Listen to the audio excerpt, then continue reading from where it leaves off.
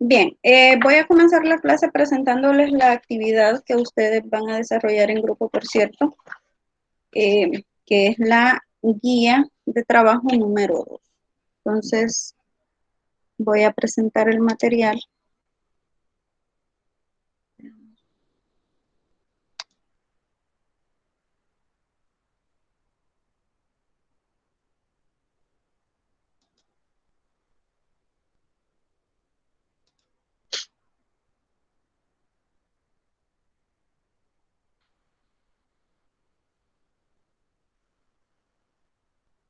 Una pregunta, licenciada, mientras pasa el tiempo.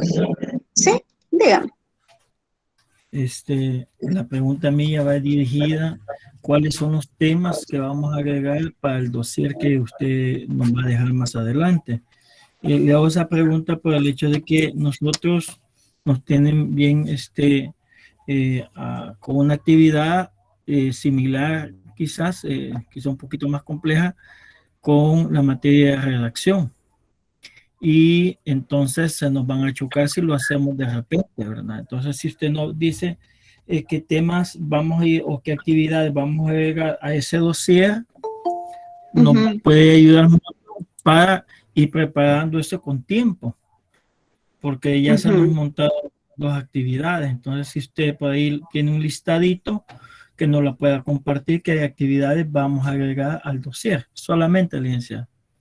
Bien, gracias, profe. Fíjese de que normalmente para esta actividad dejo a criterio del grupo la selección de temas, porque podría ser que yo elija una lista de temas que para ustedes no haya sido relevante.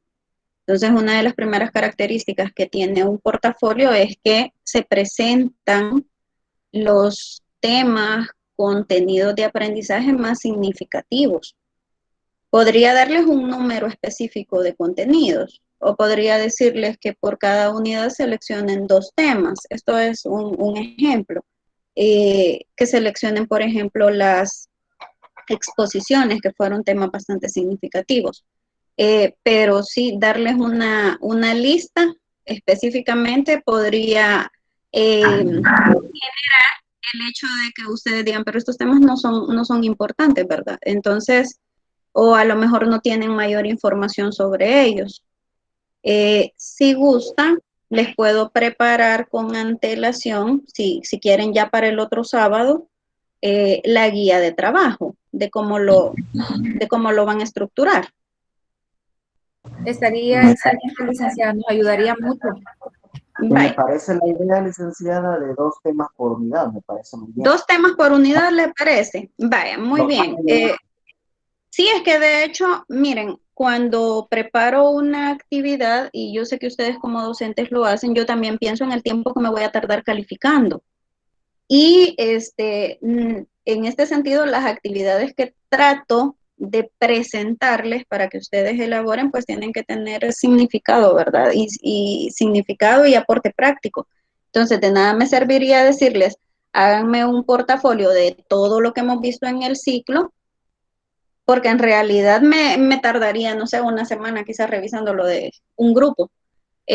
Y perdería el objetivo que este tiene, que es la compilación de los temas que en realidad han tenido un significado teórico y práctico para ustedes, desde la perspectiva de ustedes. Entonces, vamos a tomar en cuenta eso, quizás dos contenidos por unidad y ustedes harían la selección de esos contenidos. Les voy a presentar la guía, así como les voy a presentar esta el otro sábado, para que ustedes ya tengan pues ese material, ese proceso, ¿verdad? Ya para que lo comiencen a desarrollar. La guía que voy a presentar ahorita es un trabajo que ustedes van a enviarme como equipo en fecha 12 de junio. Estamos hablando que tienen 2 semanas para hacerlo. Y para el documento, para el último documento, para el portafolio, este está programado para el 26 de junio, que sería el último sábado que nos vamos a reunir. Notificarles que en la fecha 26 de junio no nos vamos a reunir, sino que ustedes solamente me van a mandar la información. Eso significa que el último día que yo me voy a reunir con ustedes sería el 19 de junio. Ya vamos a hacer esa programación de fechas, porque también hay un asueto en día martes. Entonces, seguramente no nos vamos a reunir para eso. Bien, si ya se mira lo que estoy presentando. Sí, licenciada. Sí, Liz. Sí, ya se mira. Bueno, bien, vamos a trabajar la guía de trabajo grupal, la guía número 2. Ustedes ya tienen sus grupos previamente establecidos. La fecha de entrega será el sábado 12 de junio vía Classroom. El objetivo de esta actividad es que se pueda elaborar diferentes tipos de inventarios, pero al decir diferentes tipos de inventario, quiero decirles que van a elaborar solamente un tipo de inventario, que es el inventario que forma parte de los bienes del centro escolar. Ahora, el hecho de elaborar un inventario va a permitir la organización detallada de los bienes materiales con los que cuenta un centro escolar público. Antes de que piensen que van a hacer todo el inventario, quiero decirles que va a estar categorizado. Entonces, no es un trabajo de auditor el que van a hacer, ¿verdad? Sino que vamos a trabajar con una matriz que ustedes ya conocen y lo que necesito es que completen o complementen esa matriz. En equipos de trabajo previamente formados, los estudiantes organizarán el inventario de una institución educativa de su elección. Obviamente puede ser una donde ustedes estén laborando, siempre y cuando sea pública, tomando como guía el Manual de Codificación de Bienes Muebles del Ministerio de Educación. Este documento se los compartí y también está disponible en internet si ustedes no lo lograron descargar del grupo de WhatsApp. Lo que ustedes van a hacer durante el proceso es que lo que se solicita es que complementen la información que está contenida en la matriz que se llama Formulario de Mobiliario y Equipo de la Institución Educativa, que se conoce como AF11. Este documento AF11 está dentro del instructivo que se llama Instructivo del Sistema de Registro y Control de Bienes Inmuebles del Ministerio de Educación. Ahorita les digo.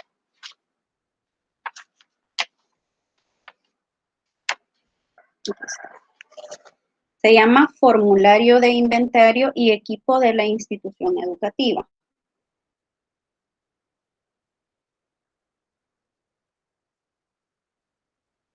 Ahora, este formulario va a estar agrupado en 5 categorías.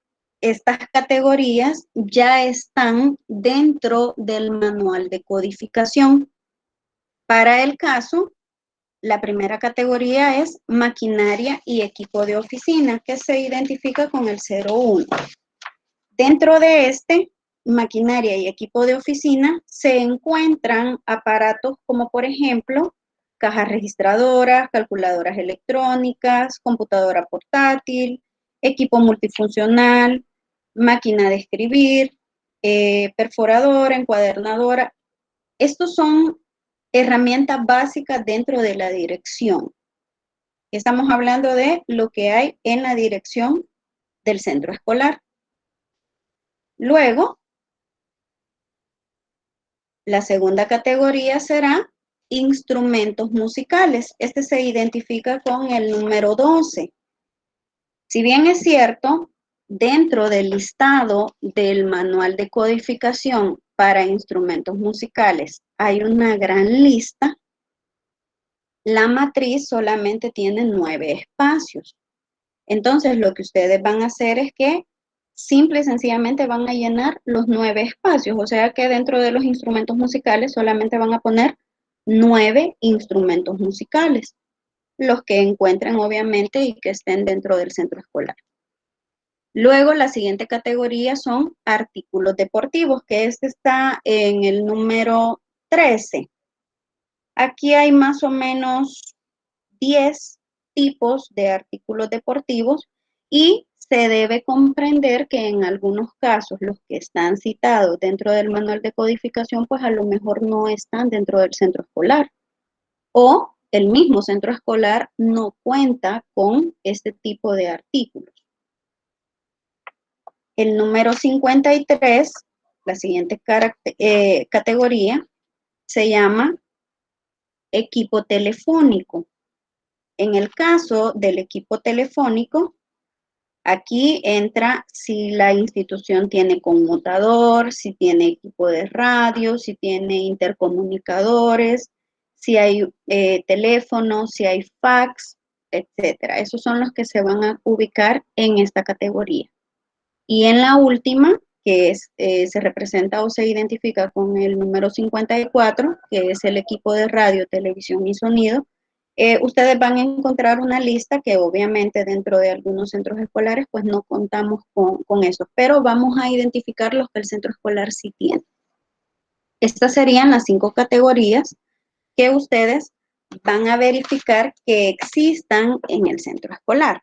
Ahora, hay que tomar en cuenta que el manual dice cómo se debe llenar cada una de las columnas y filas que tienen las matrices. Entonces, para eso, ustedes van a recurrir al instructivo de registro y de control. Para quienes son directores, pues ustedes ya saben cómo se hace este proceso y esto, les va a facilitar en este caso al grupo al que ustedes, o al equipo del que ustedes formen. Cada categoría se presentará de manera individual, lo que significa que cada equipo presentará 5 formularios. Un formulario para maquinaria y equipo de oficina, el otro que sería de instrumentos musicales, el otro de artículos deportivos, el otro de equipo telefónico y el último de equipo de radio, televisión y sonido. Si la institución no cuenta con algunos de los elementos antes mencionados, se tomará el equipo mobiliario de otra y se deberá hacer la aclaración al pie de la página que lo contenga. Por ejemplo, si la institución no tiene banda musical. Entonces, se puede presentar los insumos que tiene la banda musical de un centro escolar que ustedes conozcan que no sea el que han elegido. La idea es que presenten las 5 matrices en el trabajo. ¿Cómo se va a presentar? El documento a presentar puede devolverse para revisión y calificación de 2 formas. La primera forma es una matriz o cada una de las matrices editada con un editor de texto, valga la redundancia, y presentada en PDF. Lo puede hacer de forma computarizada. Y la segunda forma de presentación es la matriz llena a mano con lapicero de tinta azul en fotografías visibles para revisión y obviamente en formato PDF para que no se vaya a desconfigurar la imagen que ustedes van a mandar. Cada equipo subirá a la plataforma de Classroom un trabajo, o sea que tienen que elegir a una persona de cada equipo que va a realizar dicha acción. Y la evaluación pues se llevará a cabo con esta pequeña rúbrica, es una rúbrica sencilla, en donde se van a evaluar 3 aspectos, 3 criterios que son fundamentales para la presentación de cualquier trabajo. En este caso, se van a evaluar aspectos formales, el contenido del trabajo, obviamente, y de cada una de las matrices, y también la ortografía, porque como van a llenar algunos campos, entonces es necesario hacer esta revisión. Bien, esto sería la guía número 2, la guía de trabajo número 2, y no sé si tienen preguntas. No Yo, sé si todo licenciada, Sí,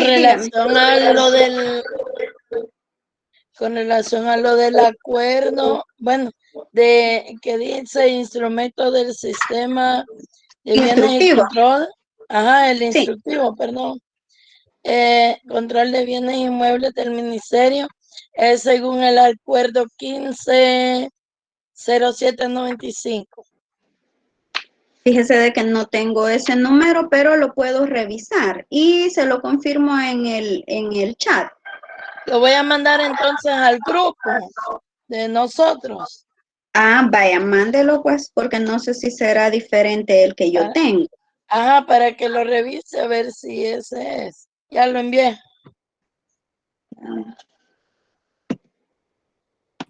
Otra consulta, licenciada, el formato, Dígame. ¿nos lo va a dar usted? ¿O es para que sea estándar el formato o el que maneja la institución?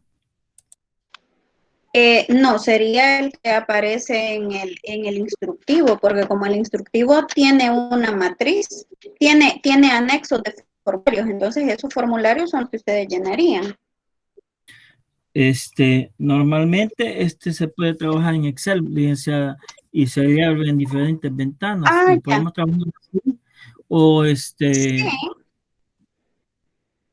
para si ustedes colocar. lo tienen vaya, yo me refiero, le entiendo, sí, le entiendo ese punto, profe. Fíjese que yo les decía que lo podían hacer acá para que no tuvieran que hacer las matrices ustedes. Pero si ustedes ya tienen como institución esa matriz diseñada, pues no veo ningún problema.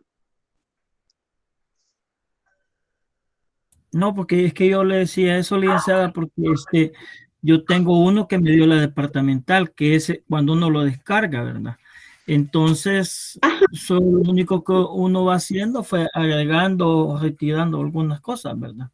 Pero como solamente son 5 aspectos, se pueden modificar así, ¿verdad? Está bien, licenciada, muchas Sí, claro. gracias. Sí, sí, sí. Bueno.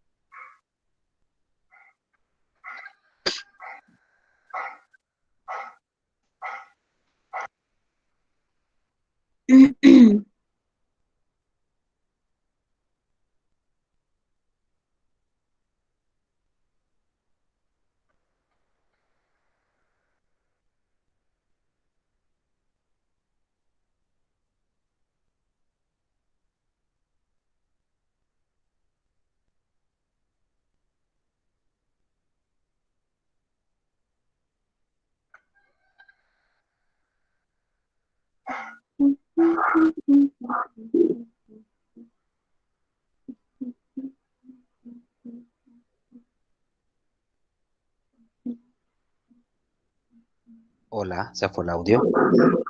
No, estoy revisando, no se ha ido, aquí estoy. Solo estoy revisando el documento que mandó señor Úrsula. Y sí, este es. Sí, este es.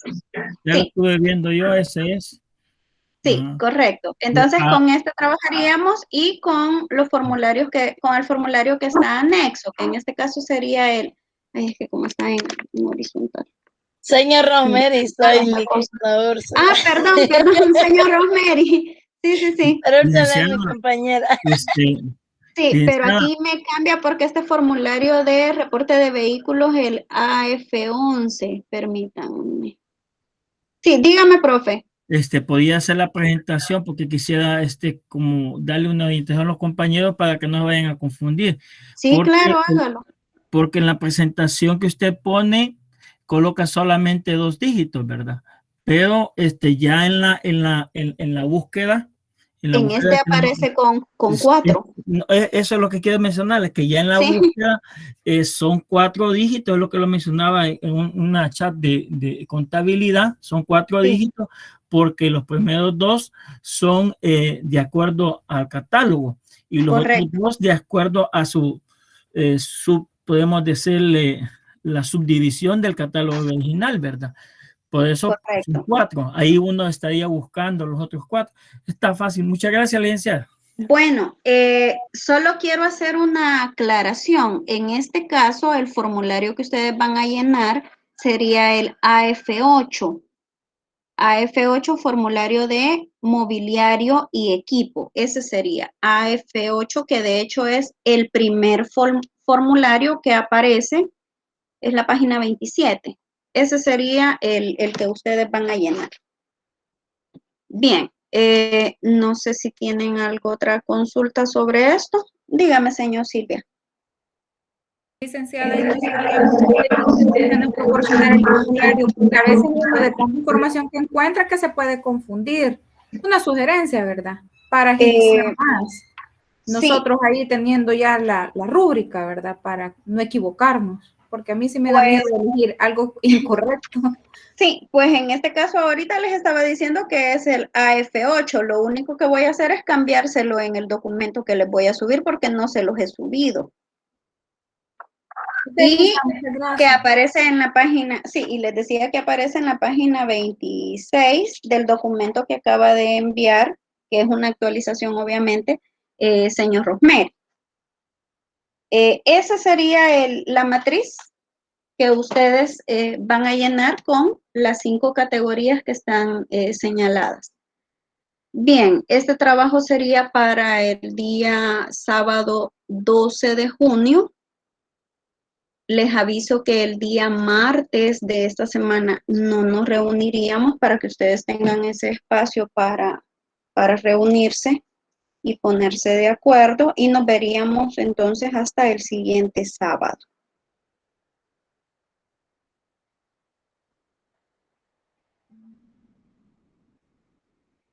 Bien, entonces vamos a pasar a otro punto.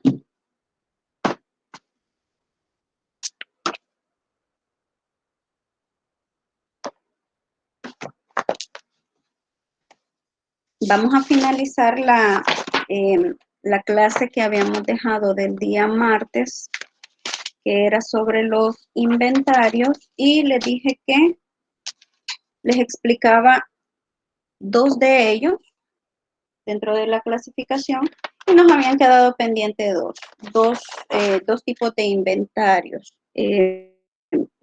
2 métodos de evaluación de inventarios, así sería. Solo lo voy a mencionar porque el día de hoy vamos a iniciar la unidad número 5. Entonces, para que ustedes se ubiquen de dónde era que estábamos hablando, me avisan cuando se ve. Ya se ve, licenciada.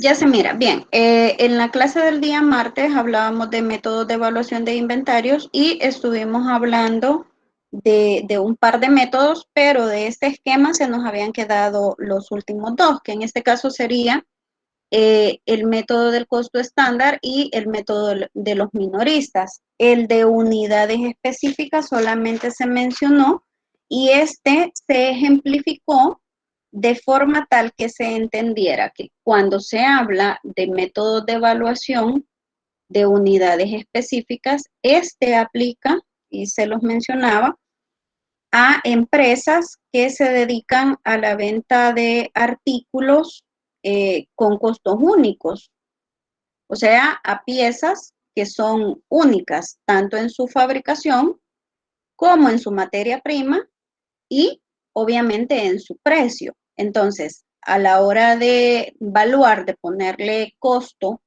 de ponerle una cifra a este inventario, pues la pieza o cada una de las piezas que forman parte de este inventario son las que van a determinar ese precio.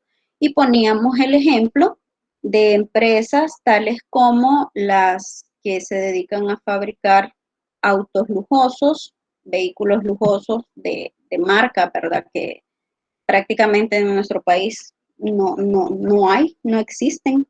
O empresas que tienen, por ejemplo, el rubro de la joyería, en donde desde las materias primas que se utilizan para hacer las piezas, que son piezas únicas, pues desde ahí se tienen un costo súper elevado. Entonces, para empresas de este tipo es que funciona el método de evaluación de unidades específicas. Todos los métodos de evaluación tienen sus ventajas y también tienen sus desventajas. Para el caso de las ventajas que tiene el método de unidades específicas, la primera sería que permite hacer la evaluación de forma adecuada, porque al final las piezas son únicas, seguramente no hay gran cantidad de existencias de estas piezas, y se puede llevar un control más detallado. Hay una fácil identificación de cada una de las piezas o de los artículos por lo mismo, porque a la hora de su elaboración se hacen en lotes de pocas unidades. Entonces estamos hablando que son que 20 o 30 piezas o unidades de cada uno por la gran plusvalía que tienen. Entre las desventajas que tienen las unidades específicas o el método de evaluación por unidades específicas es que solo es aplicable para un reducido número de empresas. Estas empresas pues tienen sus propias características y solamente un número muy reducido de empresas, prácticamente a nivel mundial, gozan de este tipo de evaluación. Y pues por lo mismo que son tan caras o tienen altos costos, pues requieren de mayor atención y de control por cada artículo. El hecho de perder una pieza de estas o que se extravíe o que se hurte, pues representa grandes pérdidas para las empresas que tienen a su base este tipo de productos. Cuando hablamos de método de evaluación de costo estándar, aquí estamos hablando, bueno, primero, de que dentro de El Salvador, dentro de nuestro país, si una empresa decide utilizar este tipo de método, porque el normal es el de costo promedio, tiene que pedir una autorización por escrito al Ministerio de Hacienda, tiene que hacer un trámite. Este trámite se hace con ciertos requisitos de la ley y se hacen amparados al artículo 34 del Código Tributario.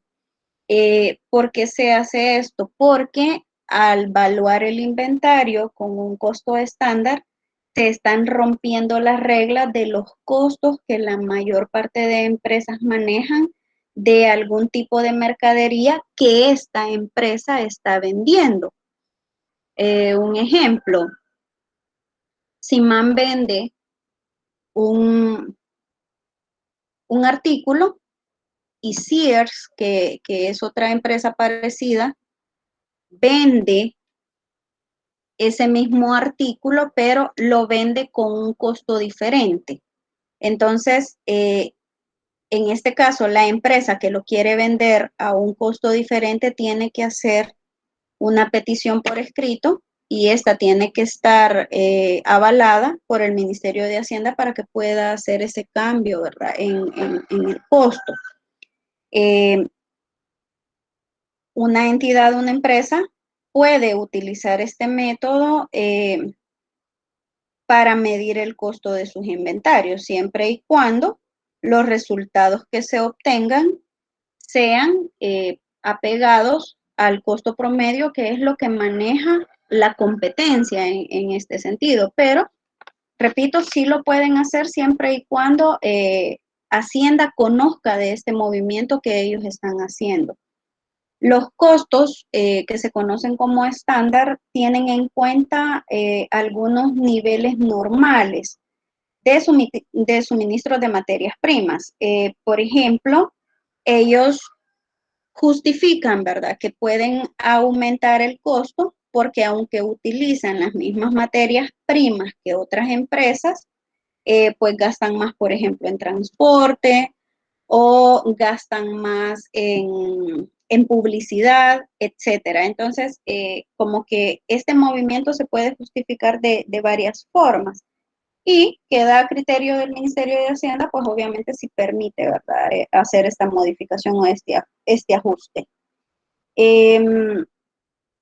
Luego están o se encuentra el método de los minoristas, que también se conoce como método de los detallistas, que lo que hace es que miden el costo de todo el inventario, reduciendo el precio de las ventas por un porcentaje apropiado. Cuando se habla de métodos minoristas o detallistas, un ejemplo es cuando en los almacenes o en cualquier establecimiento donde usted compra artículos que va a necesitar para su vida diaria, le ofrecen rebajas.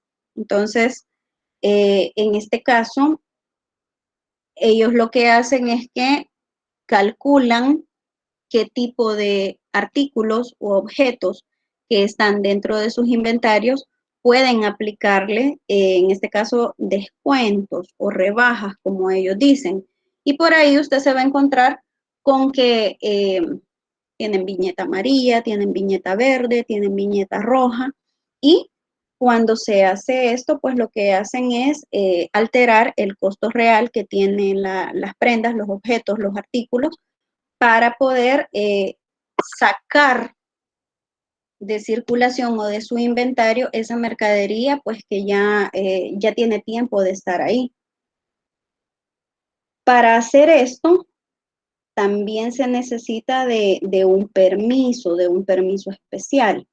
Esto obviamente está contemplado siempre en el Código Tributario y a la hora de hacer la declaración de renta de estas entidades, pues tienen que hacer estas notas contables, aquí sí serían notas contables, en donde se hizo una modificación en la evaluación del inventario por este método, por algunas necesidades, por ejemplo, que la mercadería ya tenía mucho tiempo de estar en existencia y no se movía.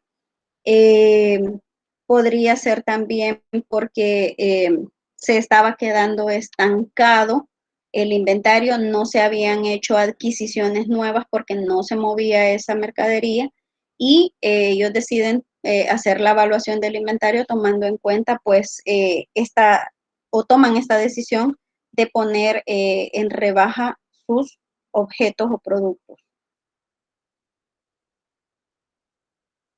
Bien, esto sería quizás lo que nos había quedado pendiente de, de la clase sobre los inventarios y con esto finalizamos lo que es la unidad 4 que tenía que ver con los inventarios. Este día vamos a comenzar la unidad número 5, que yo espero que terminemos. De hecho, vamos a terminar el programa tal cual estaba planificado en la fecha que ya está estipulada.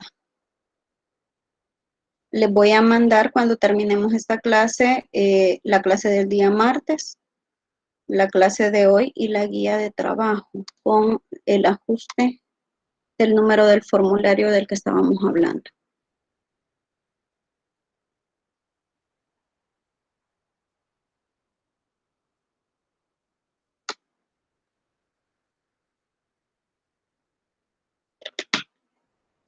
Hola, ¿me escuchan? Perfecto, licenciada. Sí, licenciada. Sí, le escuchamos. Fíjate de que tengo un problema aquí con la carga, entonces voy a cerrar y voy a volver a entrar.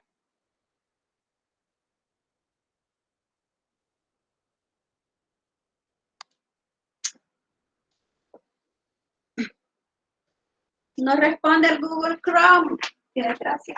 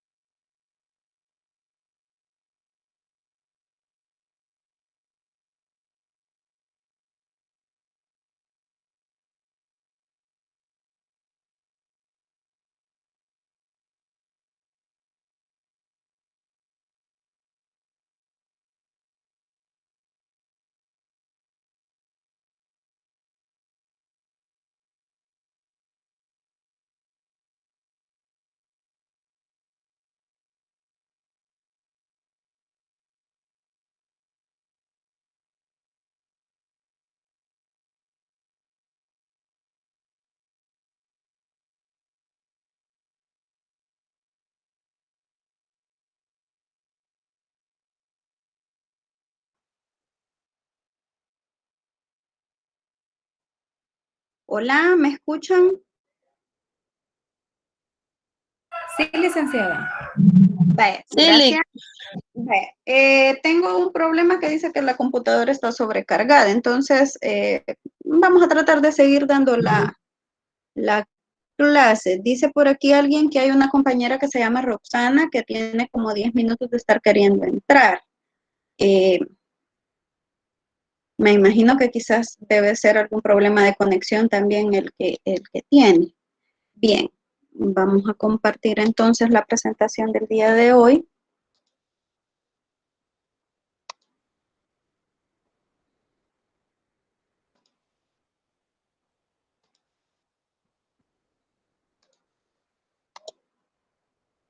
Me avisan cuando se mire.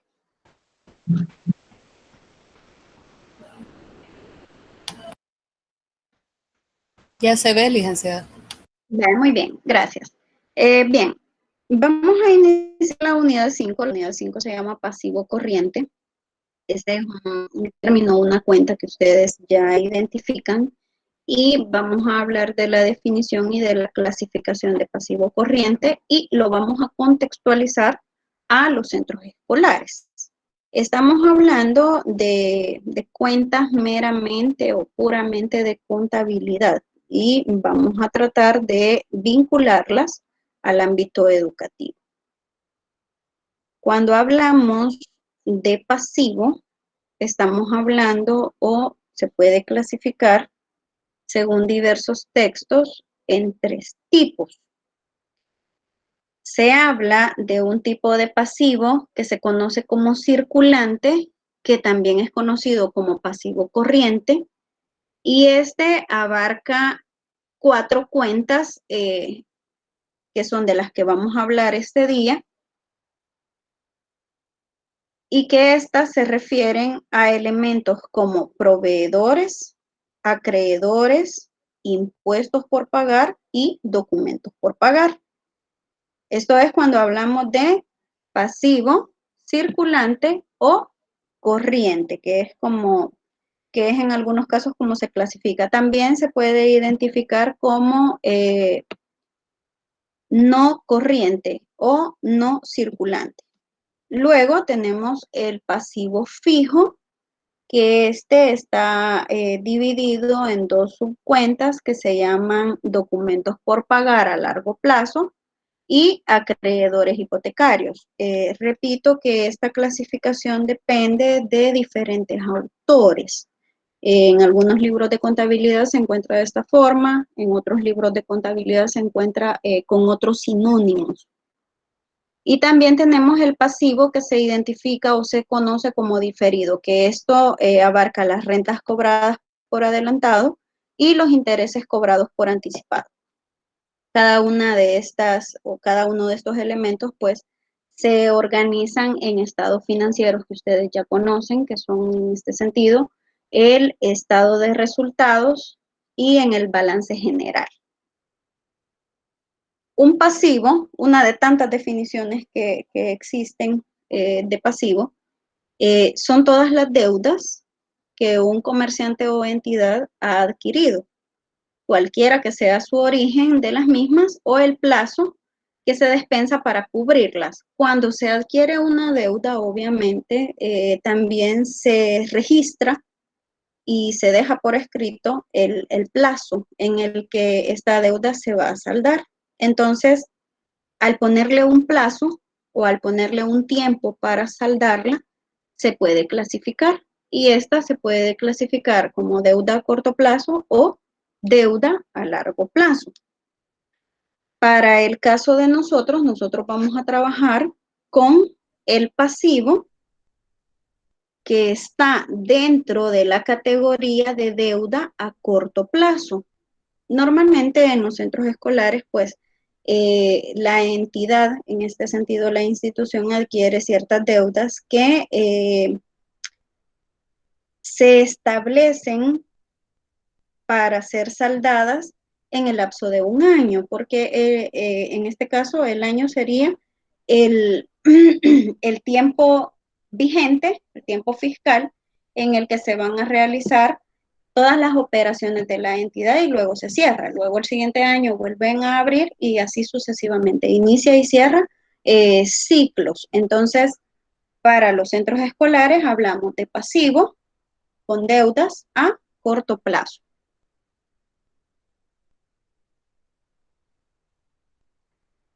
Las deudas y obligaciones de las empresas se pueden reducir a una palabra, que en este sentido sería lo que la empresa o entidad debe. Por ejemplo, deudas con bancos, deudas con proveedores, deudas con acreedores, deudas con Hacienda, con trabajadores, etcétera. A todo esto, en algunos textos se le llama pasivo corriente, porque significa que la deuda o el crédito, que en este caso da un derecho de cobro y la entidad que la tiene o la adquiere se compromete a estar cancelando por cuotas, y la entidad que se la dio tiene el derecho de ir a cobrarle, pues aquí esto se refiere a que tiene un vencimiento. Y al decir que es corriente, se entiende que el vencimiento será a un año. Esto sería a corto plazo. No es corriente o no se clasifica como corriente cuando esta deuda tiene un tiempo mayor a un año para ser saldada. Esto se interpreta como no corriente o como una deuda a largo plazo.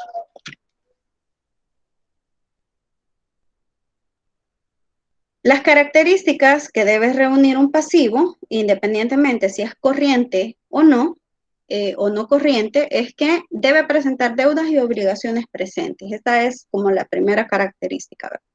Hay un saldo deudor y en este caso hay un saldo acreedor que tienen igualdad de responsabilidades. Estas obligaciones y deudas pueden pagarse en el futuro. El tiempo en el que se va a pagar, pues lo van a definir las entidades, ambas partes, y hay un compromiso de ambas porque se salde esa deuda. Esta puede ser mediante entregas en efectivo, por intercambio de bienes o por intercambio de servicios.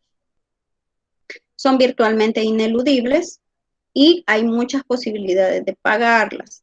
En este punto, obviamente, si muere la persona que es el deudor, la deuda se salda, salvo algunas excepciones. En algunos casos, con algunas instituciones, si el deudor muere, en algunos casos los créditos pasan a la persona que le sirvió de fiador. Entonces, por ahí hay un adagio, ¿verdad? Bien conocido que dice de que nunca le sirva de deudor a una persona, quizás a no ser que sea su mamá, pero de ahí ni a hermanos, ni a la esposa, ni al esposo, ni a ningún otro tipo de pariente. Porque si al final esta persona no responde por esos saldos, pues quien va a tener que responder será usted. Provienen de operaciones o eventos económicos realizados. En este caso, una adquisición, por un préstamo, etcétera. Debe reunir los requisitos de ser identificables y cuantificables en unidades monetarias. Esto significa de que el pasivo se representa obviamente con unidades monetarias, hablando del efectivo en circulación, que en este caso estamos hablando en dólares, o con la moneda local de la región donde se adquiera.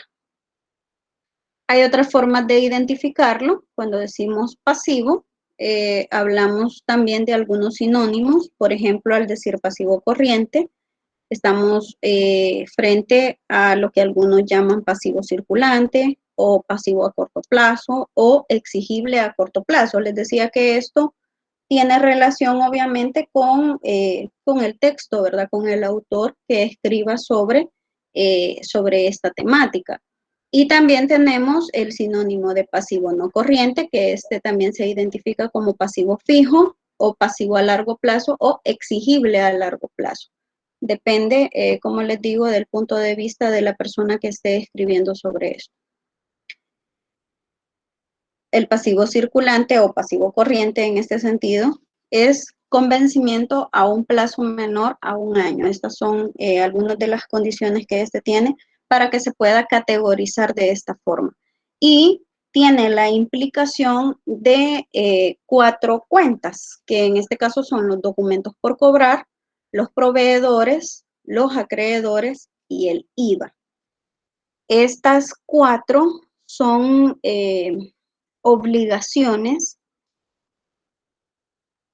del deudor en este caso, que tienen que ir siendo subsanadas en la medida vaya avanzando el plazo que se acordó y va a durar el convenio, ¿verdad? Entonces, vamos a hablar de cada uno de estos y ya de aquí lo vamos a contextualizar a la parte educativa.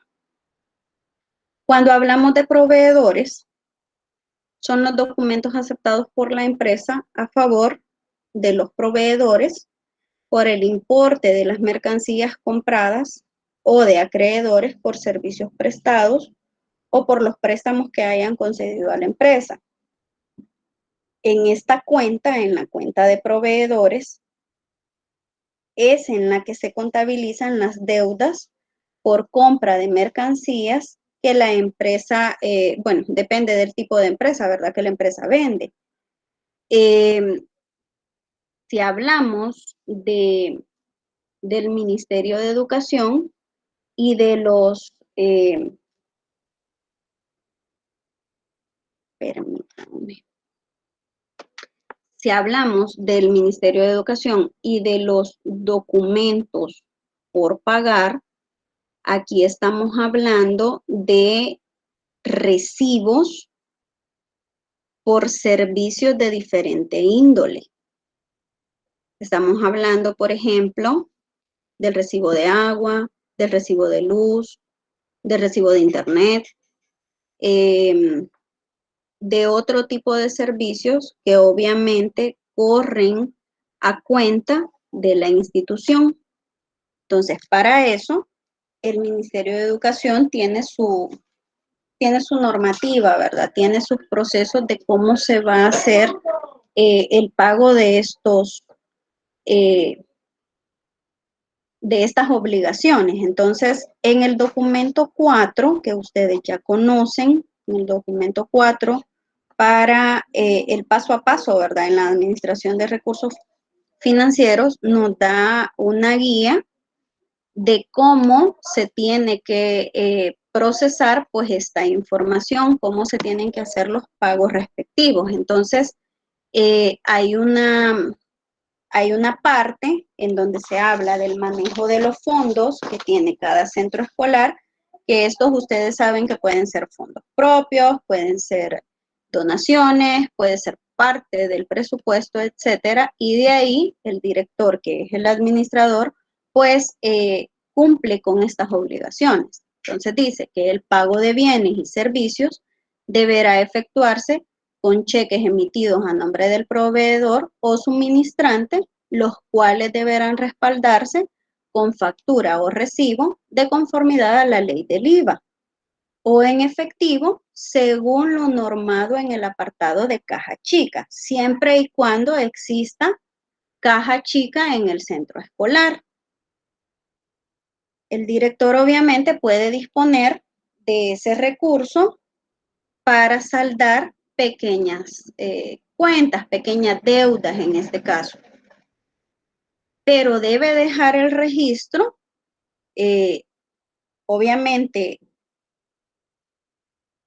físico y verídico de en qué se ha invertido esto, sobre todo si es para pago de proveedores o suministrantes. En el caso de pago de bienes y servicios, deberá considerarse la ley de impuestos sobre la renta, que es lo que vamos a ver al final. En este sentido, tal y como lo dice el documento 4, dice que para respaldar estos pagos, estas deudas, se tiene que contar con algunas condiciones. Primero, que las facturas que se van a guardar, que son la evidencia, ¿verdad?, de dónde se ha hecho el desembolso, no tienen que tener borrones, ni manchones, ni enmendaduras. Deben ser documentos originales, no copias, y algo de esto lo mencionábamos la vez pasada, en donde decíamos que para hacer ciertos pagos, pues lo correcto era no trabajar solamente con facturas comerciales, sino que de ser posible solicitar en este caso a los proveedores constancias que en este caso se conocen como comprobantes con crédito fiscal, que tienen un número de registro y validan la existencia de la entidad, de la empresa a la que se le está pagando, ¿verdad?, por un servicio. También se tiene que especificar, si fuera el caso, cuando se refiera a gastos de reparaciones o mantenimiento de inmuebles, será indispensable escribir las características particulares de cada bien mueble o reparación, por ejemplo, la clase de bien, la marca, la serie, el número de inventario correspondiente y los aspectos a considerar de las reparaciones o mantenimientos correspondientes. Entonces, aquí estamos hablando que no solamente vamos a anexar la factura del pago que se hizo, sino que también vamos a anexar uno de los formularios que están dentro de la sección de inventarios, en donde nosotros plasmamos que a ese bien se le hizo una reparación y se hace el detalle, ¿verdad?, de cuál bien fue intervenido, y se deja el registro de en qué momento se hizo, si se sacó de la institución, etcétera. En el caso de reparaciones con los inmuebles, dice, se deberá... ¿Hola? ¿Hola? ¿Me escuchan? Sí, licenciada. Sí, licenciada. Vale, gracias. Les decía que en el caso, si es una reparación para el inmueble, para el centro escolar, para un aula específica o para una zona del centro escolar, pues aquí se tiene que especificar, además del gasto que esto representa o de la cantidad que se tuvo que desembolsar para el pago de esta reparación, también se tiene que respaldar con una descripción en donde se plasme la ubicación, el tamaño, el área, la descripción y la cantidad de material que fue utilizado. Todo esto respaldado con las facturas pertinentes y adecuadas según la ley. Todos los documentos de egreso deberán ir estampados con sellos de pagado que contengan la siguiente información. Hay un modelo de sellos, si ustedes se recuerdan, cuando hablábamos de la parte de la liquidación, me parece, hay un modelo de sello que se utiliza con la chequera, y este debe tener algunas generalidades, por ejemplo, la fecha, el número de cheque, el valor por el monto que se ha pagado, el nombre del banco, el número de cuenta, porque todo esto, si ustedes se recuerdan, se debe reflejar al final del año en ese documento que platicábamos, que se llama conciliación bancaria, que es donde se hace la comparación entre los cheques emitidos y el registro que el banco tiene. Entonces, cada vez que se hace un pago de bien o de servicio, pues se tiene que respaldar, ¿verdad? No solo con la factura, no solo con el cheque, no solo con el voucher, si en este caso se maneja caja o caja chica, sino que se debe de anexar, pues ya lo veíamos en este caso, algunos documentos extra. Y Obviamente esto es porque el director en este caso, junto con el tesorero, pues son los administradores de los bienes que tiene el centro escolar y son los responsables pues de administrarlos de la mejor manera. Algunos ejemplos comunes de cuentas por pagar, estamos hablando de generalidades, pero también contextualizadas a los centros escolares, son el pago a los proveedores por la adquisición de determinadas materias primas o insumos, que de hecho vamos a hablar de proveedores en esta clase, el pago de los haberes a los empleados de la empresa, el pago de los alquileres de locales o fábricas que se encuentran a nombre de la empresa y aquellos servicios necesarios para el correcto desarrollo del negocio de la entidad, como puede ser agua, gas, electricidad, teléfono, internet, calefacción, entre otros. Entonces, como la escuela tiene algunas de estas cuentas por pagar, entonces vamos a contextualizar este dato al centro escolar. En este sentido, vamos a tomar algunas consideraciones, siempre dentro del ámbito de los centros escolares. Primero, vamos a decir que las modalidades, sea CESE, sea CDE, etcétera, deberán mantener actualizado un archivo mensual y anual de las fuentes de financiamiento, obviamente para saber con cuántos son los fondos que éste dispone, y ordenar y mantenerlos ordenados de forma cronológica. Los documentos legales que respaldan los ingresos y egresos son los siguientes y se van a organizar de esta manera, obviamente.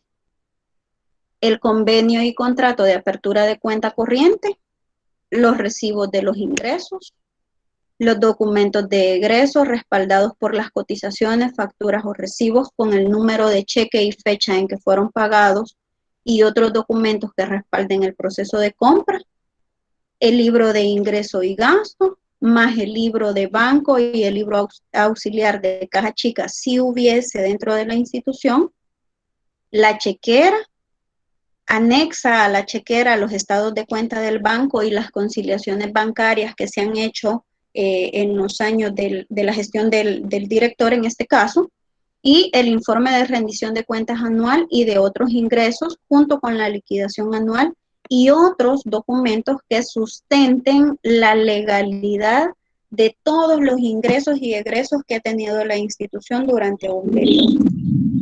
Licenciada. Sí, dígame, profe. Una pregunta. Digamos de que ya en este año, ¿verdad? Y con la nueva gestión de gobierno que hay, ¿sí? El Ministerio de Educación está, digamos, como todavía no se ve bien claro, pero pienso que tienen una visualización de hacer algunos cambios. Sí. En el caso, licenciada, de estas cuestiones financieras, de todos los libros que se tienen en las instituciones, ¿verdad? Y los procedimientos, digamos, para la adquisición de bienes, etcétera, que se da con respecto a los bonos, pienso que eso creo yo que no va a cambiar, ¿verdad, licenciada? Realmente tendríamos que esperar a ver cómo va a manejar el gobierno toda la cuestión de la aprobación de todos los préstamos que están haciendo para diferentes instituciones del Estado. Y en este caso, lo que sí se debe de tener claridad, y ustedes lo saben, sobre todo los que tienen más años de estar en los centros escolares públicos, cada vez que hay un cambio de gobierno, ustedes saben de que hay un cambio en las políticas de manejo de todo el aparataje institucional que tiene el Estado. Entonces, por lo tanto, hay modificaciones. Habría que esperar, pienso yo, si ellos van a modificar procesos que han venido ustedes trabajando durante años, por no irnos muy lejos, ¿verdad? Digamos, 2 periodos del frente. En 2 periodos del frente ustedes aprendieron a hacer ciertos procesos que son los que manejan en este momento, y ahorita con la introducción de SIGES, por ponerles el ejemplo, han tenido que hacer ciertas modificaciones. Entonces, si al gobierno le aprueban esta cantidad de préstamos que está haciendo para mejorar infraestructura, para mejorar la cuestión de la tecnificación de los docentes, para mejorar la biblioteca de todos los centros escolares, habría que esperar a ver qué es lo que ellos proponen para esa organización. De hecho, ahorita nos encontramos con un dilema, porque en la clase del sábado pasado estábamos hablando, alguien planteaba aquí la situación de a quién le pertenecen las computadoras que el gobierno está dando. Entonces, alguien aquí planteaba y decía, en la dirección nos dijeron que la teníamos que dejar en el centro escolar y trabajar desde el centro escolar con ella. En otros centros escolares lo que dicen es que se la pueden llevar para su casa, pero es en calidad de préstamo. Si usted se muere, tiene que ir y devolverla. En otros centros escolares lo han hecho de otras formas. Entonces, se maneja, no hay una postura como oficial, clara, directa de qué es lo que se va a hacer, sino que se maneja cierta información y al manejar esta información, pues cada quien le aplica su criterio propio. En este punto, habría que esperar. Vamos a seguir trabajando con lo que ya está estipulado, que ustedes saben que hay algunas cosas que todavía se trabajan de cierta forma. El CIGES ha sido innovación, la cuestión de la pandemia ha venido a hacer cambios estructurales en algunas cuestiones y, como les repito, los préstamos que ahorita está esperando el gobierno también seguramente van a significar algún cambio en la estructuración de los procesos que se llevan a cabo en las instituciones. Hay que pensar que en este sentido el gobierno lo que está haciendo es, sin que ellos lo digan, es como centralizando todo. Prácticamente algunos de los procesos que ustedes desarrollan como directores seguramente más adelante ya no se van a hacer. Ya no los van a tener que hacer ustedes, lo va a hacer la departamental o se van a hacer a nivel central. Habría que estar expectantes a esos cambios. Ok, gracias, Liz. Bueno, bien, entonces, continuando, dentro de todo este andamiaje que implica los procesos de administración dentro de los centros escolares y hablando del pasivo, ¿verdad? Que es el tema del que estamos hablando, en los centros escolares se hace de manera recurrente el proceso que se llama adquisición de bienes y servicios. Y obviamente para hacer este proceso se cuenta con la participación de dos elementos que son importantes, que en este caso son los proveedores y los acreedores. Ahora, para hablar de la adquisición de bienes y servicios, porque el centro educativo necesita de ellos para su funcionamiento y a partir de lo planteado en el plan escolar anual se deben hacer ciertas acciones, pues entonces vamos a hablar de la parte de cómo se adquieren, cómo es el proceso para adquirir bienes y servicios, para endeudarse en este sentido, cómo se endeuda el centro escolar con algunos proveedores. Entonces, en primera instancia, dentro del documento 4, que es en el que estamos trabajando, dentro del documento 4, hay un proceso, hay un procedimiento que las entidades que administran los centros escolares deben seguir cada vez que necesitan adquirir un bien.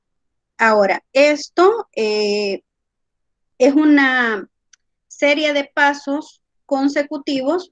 Vamos a señalar algunos que son los más importantes y vamos a mencionar otros.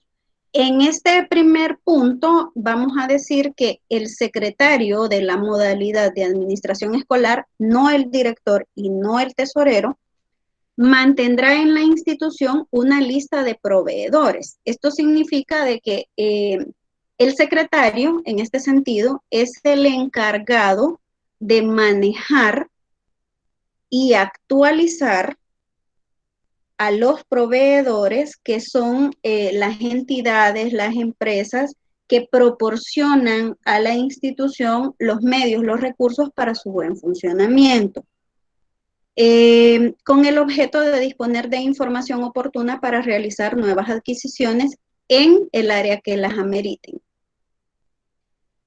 Por decisión del CDE o del CESE en este caso, porque aquí habla de la modalidad de administración escolar y no de una sola persona, se debe elaborar un plan de compras.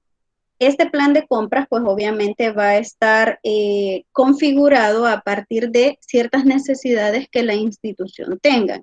Esto va a estar de conformidad o en sentido conectado con el presupuesto del centro educativo. De ahí lo importante de elaborar el PEI. El PEA. Cuando se elabora el PEA, se plantean en este caso las necesidades, porque se hace un FODA, se plantean las necesidades que tiene el centro educativo. Entonces, a partir de esas necesidades se puede previsualizar cuáles de esas necesidades se pueden priorizar. Y con esas necesidades priorizadas se puede elaborar en este sentido el plan de compras si la necesidad implica que se compre algo, si la necesidad implica que se invierta en algo. Entonces, ahí es donde se plantea, y repito, en base al presupuesto, cómo voy a generar el cambio que estoy esperando o el alcance de ese objetivo a partir del insumo financiero que tengo disponible para poder realizar ese proyecto. Se definen las características de los bienes o servicios que se requieren. Esto es el segundo paso. Se elabora el plan de compra, ya vamos a ver la matriz de cómo se realiza. Y también se debe de tener en cuenta que para realizar las compras se tiene que observar las formas de contratación establecidas por la Ley de Adquisiciones y Contrataciones, que esto también está en este documento, ya las vamos a ver, y esto es responsabilidad del encargado de compras, que en este caso lo identifica según la modalidad. En el caso del CDE puede ser un concejal de un padre de familia, en el caso de la ACE va a ser el secretario y en el caso del CESE también puede ser un secretario. Ahora, cuando ya se ha hecho este plan de compras y se ha definido a qué empresa se le va a adjudicar, ya vamos a ver eso porque nos estamos saltando algunos pasos, los proveedores que luego se van a convertir en acreedores reciben la solicitud y preparan por escrito una cotización. Se prepara una cotización porque el procedimiento legal que establece el Ministerio de Educación es que no se compre a una única empresa o a la primera empresa que nosotros,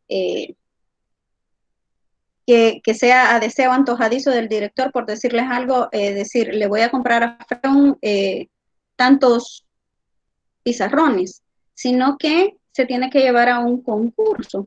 Se tiene que hacer por lo menos con tres cotizaciones, pero hay que revisar, en este caso, la Ley de Adquisiciones y Contrataciones, porque para algunos gastos no necesito hacer ese concurso de cotizaciones.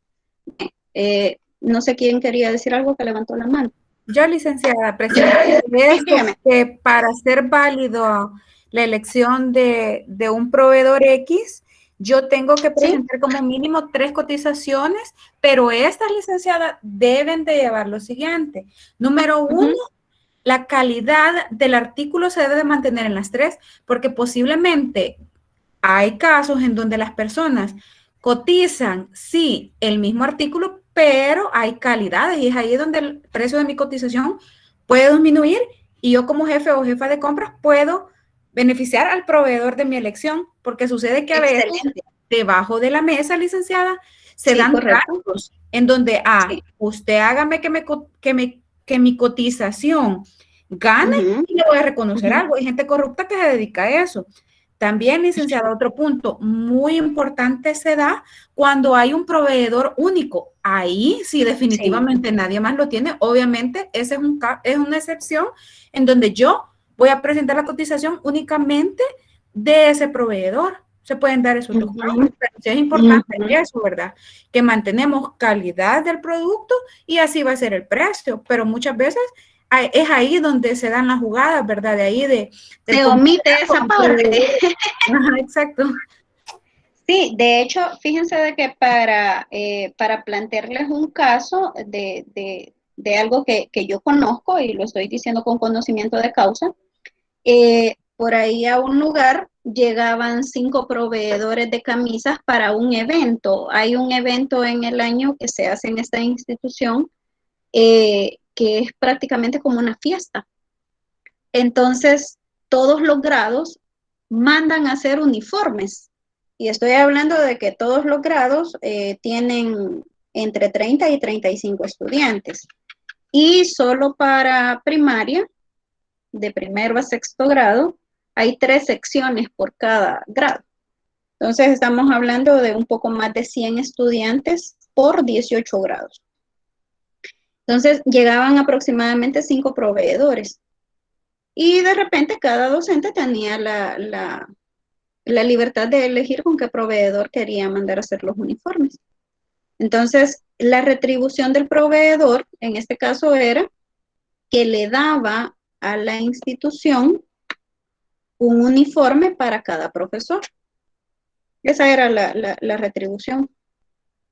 Pues de un año para otro se cambió la forma de adquisición de esa ropa y resulta ser que se dejó a un solo proveedor porque este proveedor al final del año ya no le iba a dar los uniformes a cada profesor, sino que al final del año iba a darles no recuerdo cómo se llama, es una cosa como bufanda que se pone en los graduados. No recuerdo cómo se llama, cómo se le llama. Una estola, correcto. La estola, le iba a dar la estola grabada para la promoción de bachillerato. Ahora, la estola grabada no era regalada, sino que a los estudiantes se la iban a vender. Y se hizo que ese proveedor vendiera los uniformes, así tal cual los vendió para toda primaria, y la retribución, el acuerdo al que llegaron fue que se iba a vender la estola, o sea, que la institución no iba a pagar por las estolas, sino que el proveedor se las iba a regalar al final del año, y se hizo un solo monto de esa venta. Ahora, el detalle fue que 2 años después se dieron cuenta que ese fondo que se había recogido de todos los bachilleres no había llegado a la institución, sino que se quedó con el director, porque el trato lo hizo el director. Entonces, cosas como esas, si bien es cierto, usted como director tiene como la posibilidad de hacerlo, no es correcto y no es legal. Y siempre, más de alguien se va a dar cuenta de eso. Dígame, profe Víctor.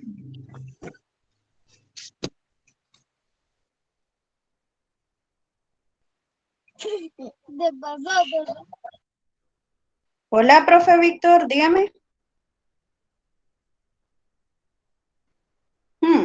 Fue Ya vi que hay varios recibiendo la clase ahí en su casa. Espérame que se desconecte esta cosa. Bien, seguimos entonces. Entonces les decía que teniendo en cuenta la ley de adquisiciones y contrataciones, vamos a ver esta parte. La ley dice lo siguiente: ¿cómo se contratan los bienes y servicios en una institución? Primero, si el monto es de 0 a 10 salarios mínimos, hay un promedio que ya establece la ley de salario mínimo. Dice que puede ser de 0.0011 hasta $1,440 el monto que se va a invertir en esa adquisición. Basta con una sola cotización, o sea que en este sentido, si el monto es aproximadamente esto, pues no necesito llevar a un concurso de cotizaciones. Entonces, con una sola cotización, que repito, el secretario en este caso es el que maneja la lista de proveedores y en este caso sería él quien la propone, se puede hacer con una sola cotización. Ahora, si la adquisición que se va a hacer, tanto por obra, por bienes, por servicios, por consultorías, etcétera, va de los 1,440.1, un centavo, hasta los $11,520. Aquí se tiene que hacer, y así lo dice, aquí se tiene que hacer como mínimo 3 cotizaciones ofertantes, o sea que se tiene que llevar a licitación en este caso. Se debe realizar la comparación de calidad y de precios, tal como lo dice señor Silvia, que ella conoce de esta parte, y se tiene que llevar a un consenso.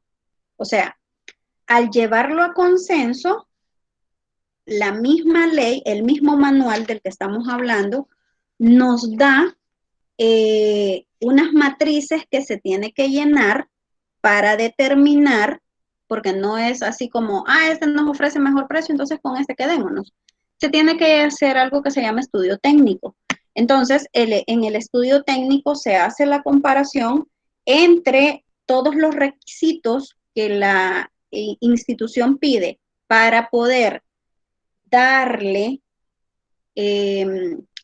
paso a que ellos se conviertan en proveedores, a que esa entidad gane la licitación. Se tiene que hacer esto que se llama análisis técnico y también se tiene que hacer un análisis económico. Esto se hace en reunión, se consensa con la comunidad, en este caso, con la entidad, y se llega a un acuerdo. No es la toma de decisión solamente del director y decir, y que el director diga, bueno, a mí me parece que esta empresa es la que mejores condiciones tiene y mejor precios nos está dando, entonces quedémonos con esta. No es tan simple. En este caso dice, cuando se trate de ofertantes únicos o marcas específicas en que bastará un solo ofertante, por lo cual se debe emitir una resolución razonada. Esta resolución razonada, hay un modelo, ya se lo voy a mostrar, en donde se llega al acuerdo de cuál entidad, cuál empresa va a ser pues la que va a proveer. Entonces, cuando ya se ha hecho todo este proceso, para el caso, los proveedores reciben la solicitud, voy al segundo, entregan los bienes o servicios porque ya se ha hecho la petición de qué es lo que se necesita,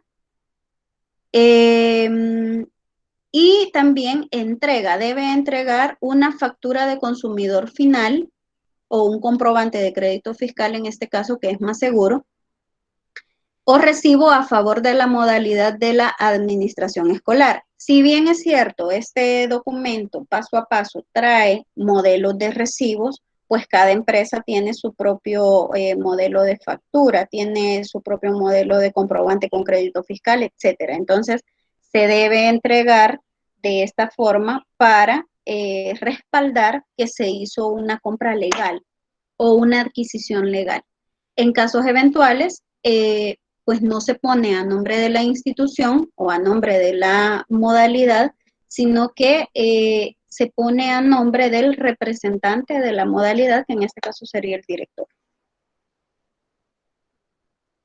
Hablando del plan de compras, del que les estaba mencionando al inicio, pues hay un modelo para que se pueda trabajar y que debe llenarse antes de cualquier situación.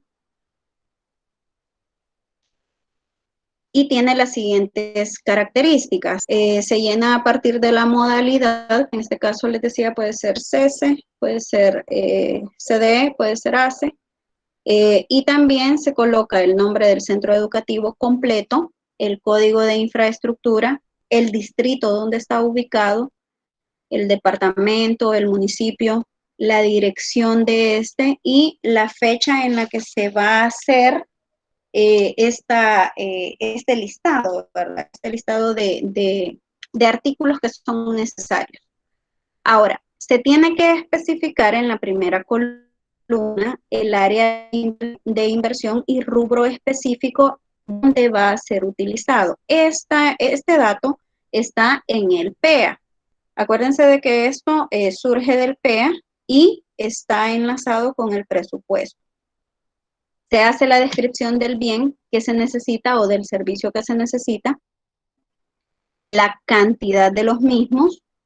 Si hubiese una unidad de medida, se debe colocar también, se coloca el precio unitario y el monto total de lo que se va a comprar, en este caso, de lo que se va a adquirir. Y también se coloca la fecha probable de la compra. Esto se puede hacer en cualquier momento del año. Lo recomendable es que se haga cuando ya se tiene el presupuesto a la mano y ya se han definido, obviamente, o más bien se han priorizado las necesidades que la institución tiene, y a partir de esto, en consenso, ¿verdad? Con otros miembros del CDE, pues el director se puede sentar, el director, el secretario o el tesorero se pueden sentar a hacer esta matriz, pensando siempre, obviamente, en las necesidades más básicas. Ahora, les hablaba de la resolución razonada, que esto es el formato que se da luego de haber hecho ese concurso entre las empresas ofertantes de un bien o de un servicio y el centro escolar, en este caso la modalidad, va a emitir esta resolución que viene siendo como el acta de aceptación, ¿verdad? De que la empresa ganó la licitación, por así decirlo, y que están de acuerdo en adquirir con ellos ese bien o ese servicio. Entonces, esta resolución razonada se hace a la base de ese estudio técnico y de ese estudio económico que se le hizo en reunión de CDE o en reunión de CESE a las cotizaciones que fueron presentadas. Se llena, obviamente, y se entrega. Firman todos los miembros del CDE, ACE o CESE, porque ellos obviamente están informados de ese proceso.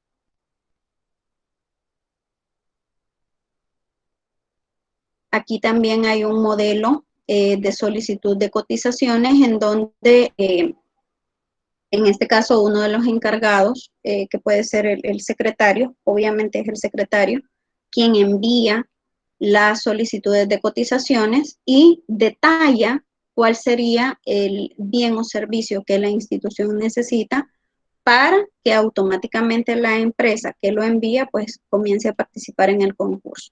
Esto normalmente se hace, repito, cuando el bien a adquirir o el servicio a adquirir pues está categorizado en lo que ya mencionábamos de los saldos, ¿verdad? De $1,440 en adelante.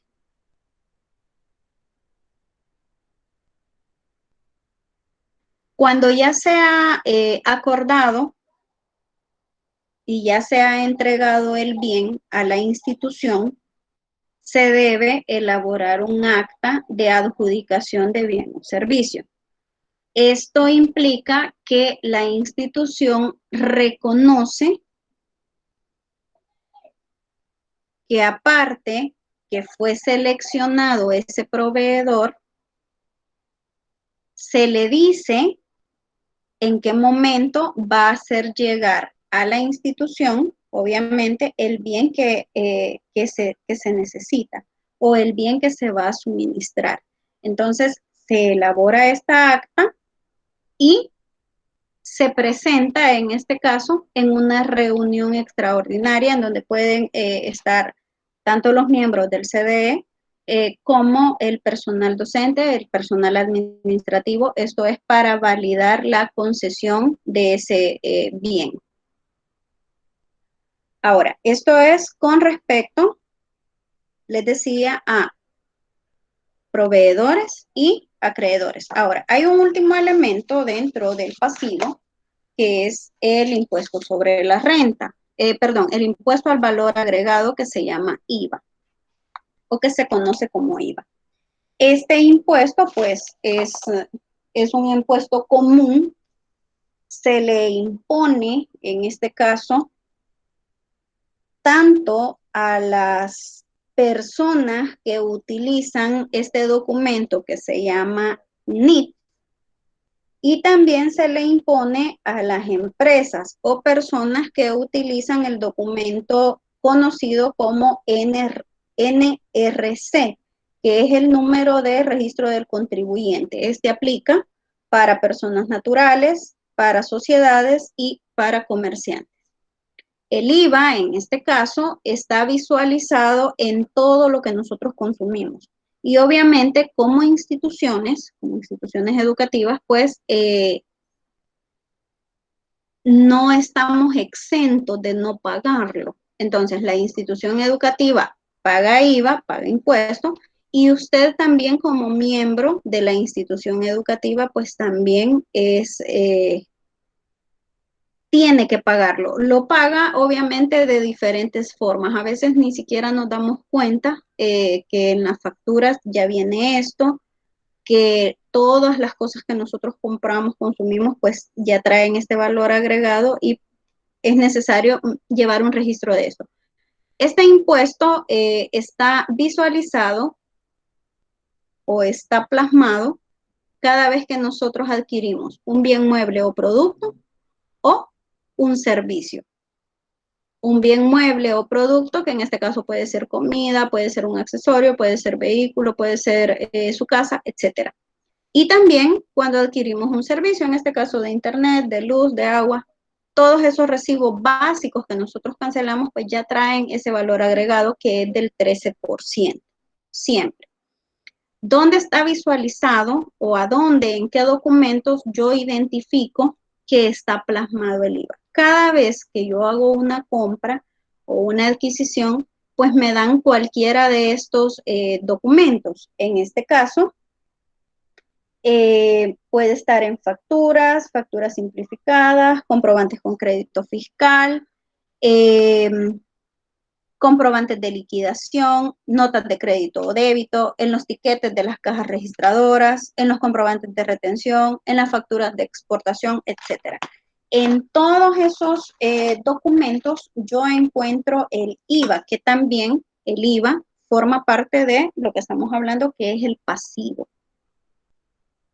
Dentro de las organizaciones para las que que forman parte de la estructura social de nuestro país, pues tenemos el Ministerio de Hacienda, tenemos además el Instituto Salvadoreño del Seguro Social y las AFP, que son instituciones públicas, que son las encargadas de recolectar y de declarar el IVA.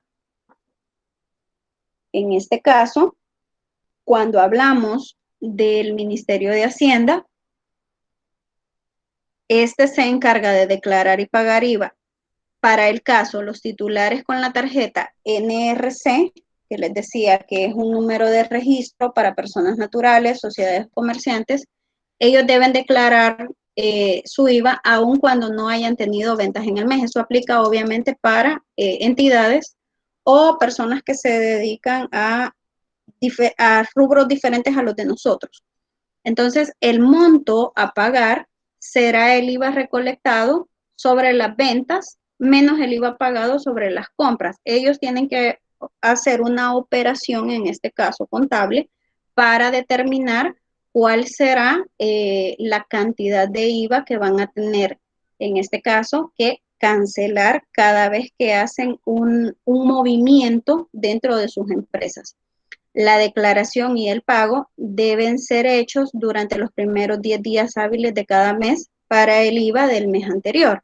Y en el caso de declarar y pagar renta retenida a empleados y pago a cuenta, si hablamos de comerciantes, ellos retienen mensualmente impuestos sobre la renta de los empleados que tienen y tienen la responsabilidad de cancelarlo y declararlo.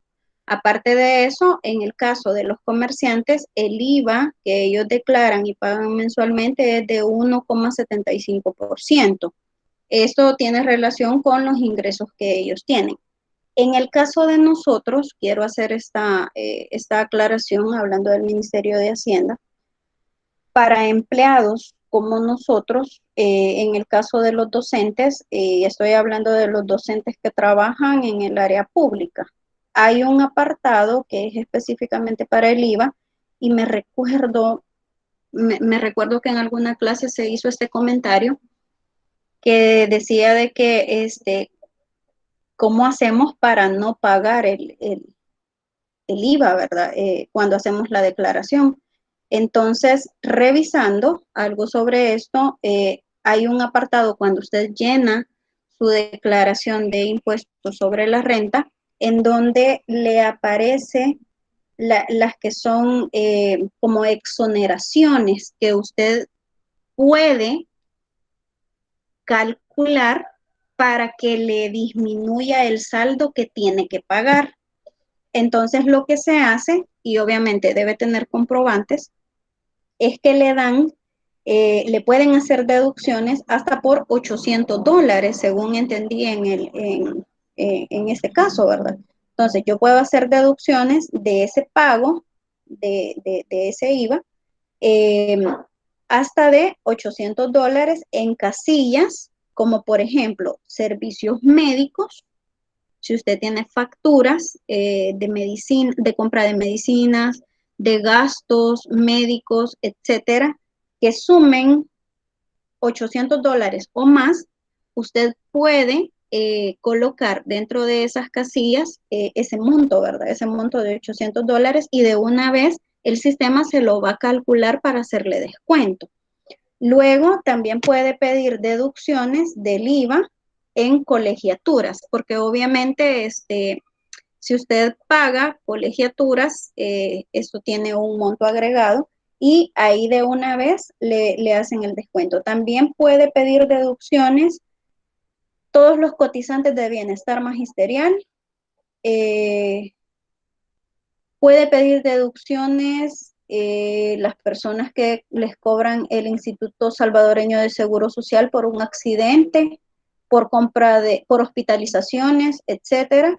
Y también puede hacerlo, esto sí es importante tener claridad de esto, que si voy a hacer una deducción o voy a pedir en este caso una reducción de la cuota que voy a tener que cancelar, debo tener los comprobantes. Entonces, en el caso de nosotros como docentes, pues repito, podemos hacer esto. Si usted no lo puede hacer porque ahora el sistema está mecanizado y se supone de que ya no hay que ir al Ministerio de Hacienda para que lo haga, sino que lo puede hacer un contador o si usted se arriesga a hacerlo usted solo, hay unos tutoriales por ahí de cómo lo puede hacer. Sin embargo, yo les recomiendo que cada vez que haga esto, lo haga de la mano con un contador o con una persona que sepa manejar los sistemas del Ministerio de Hacienda.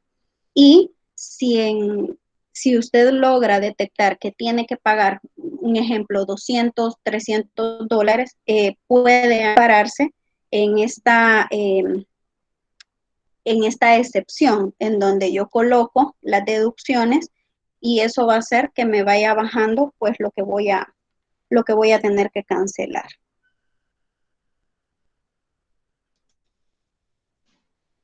En el caso de las empresas que manejan o que pagan al Instituto Salvadoreño del Seguro Social, ellos tienen la obligación de presentar planilla y de pagar planilla. Para el caso del pago de la planilla es del 10.5% de los salarios de los empleados y esto se tiene que reflejar en los vouchers que ellos entregan mensualmente y se hace como en dos particiones. La primera partición es del 7.5% que es de cuota patronal y el otro 3% para sumar el 10.5 es la cuota que todo empleador retiene del salario de sus empleados. La planilla, según la ley, tiene que ser pagada el último día hábil del mes en cualquier banco del país o con el que tenga convenio o contrato la institución. Y finalmente, otras empresas que también se les descuenta o tienen que pagar el IVA, pues son las AFP, ¿verdad? Que en este sentido, pues por ley nosotros nos estamos amarrados a cotizar. Entonces, hasta que la ley no cambie con respecto a las AFP, pues vamos a tener que seguir pagándole, ¿verdad? A ellos, que en este caso es siempre el 13%, dividido en dos conceptos, el concepto de cuota patronal y el de salario, la parte que retiene el empleador del salario del empleado, que aplica prácticamente para lo que se hace con el del IS. Bien, entonces, para finalizar, diremos entonces que en el caso del pasivo, lo podemos identificar dentro de los documentos por pagar, lo identificamos en los acreedores y proveedores y también lo identificamos en el impuesto al valor agregado, que en nuestro país es del 13% y se conoce como IVA. Bien, eso sería todo. No sé si tienen comentarios al respecto. Licenciada. Dígame, profe. No, los contenidos están bien claros, licenciada. Yo solo le quería hacer una pregunta. Sí, dígame. ¿Verdad que va a subir las indicaciones del trabajo que vamos a realizar? Sí, ahorita se los voy a subir, solo les dije que les iba a cambiar el número del formulario. Solamente eso sí. les voy a cambiar. Porque sí, el AF11 es, ¿verdad, licenciada? Sí, pero en el que mandó señor Rosemary es AF8, creo que es, porque es el primero que aparece, entonces les voy a... Sí, es que creo que es instructivo, licenciada. Es instructivo, creo que ya tiene sus dillitas. Y últimamente han cambiado. Es una actualización. Ajá. Pero bueno, usted nos dirá, licenciada, hoy. En realidad entonces, las mismas partes tiene, profe. ¿Cómo? En realidad las mismas partes tiene, las mismas secciones tiene. Sí, no, me refiero, licenciada, que como hay un libro que nos dirige a todos, ¿verdad? El libro del instructivo del CDE. Y ese todavía sigue vigente, licenciada. ¿Cómo no? Ajá. Y ahí están los formularios. Sí, correcto. Que es no, únicamente, pero como le repito, ahí usted nos dirá, licenciada, hoy. Muchas gracias. Bueno, gracias, profe. Bien, si en este caso no hubieran más preguntas sobre la clase, voy a repetir dos indicaciones que di al principio. La primera sería que el día martes no nos vamos a reunir porque ustedes van a estar trabajando en esa guía. Si hubiesen preguntas en ese momento, pues yo con mucho gusto las podríamos hablar. Luego vamos a tener clases el día sábado y el mismo sábado yo les voy a compartir la guía de trabajo para la última actividad que vamos a tener. También les dije que el día 22, para que lo vayan tomando en cuenta, 22 de junio es asueto, no habría clases, y en fecha 26 de junio sería el último día de clases. Ese día ustedes me van a entregar el portafolio y quizás solo nos vamos a reunir para despedirnos, porque estaba viendo de que en esa semana no nos íbamos a reunir. Entonces, para el 26 de junio solamente vamos a tener una reunión corta ya prácticamente de despedida. Dígame, profe José David. Sí, licenciada, estaba viendo yo lo que es la actividad que usted dejó. En un mismo documento correlativo quedan lo que son cada inventario que usted puso, licenciada. ¿Cómo? Que en el mismo documento le digo, caben todas las actividades, solamente que estaría dejando en una página uno, en la segunda página otro, por cada cuenta. Sí, correcto, así sería. Ya la estaba viendo yo armando y casi como en 7 páginas sale todo, licenciada. Vaya, sí, de acuerdo. Acuérdense de que no se los puse, pero acuérdense de que siempre hay que agregarle una página de portada. Sí, licenciada. Vale. Bien, entonces nos quedaríamos hasta acá. Agradezco mucho la permanencia de las 30 personas que están hasta esta hora acá. Me dio mucho gusto saludarlos.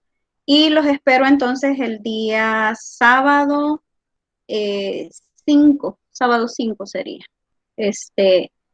Nos vemos entonces para la próxima clase. Le agradezco mucho, profe José David, por la grabación y la disposición que siempre tiene para compartirnos los enlaces.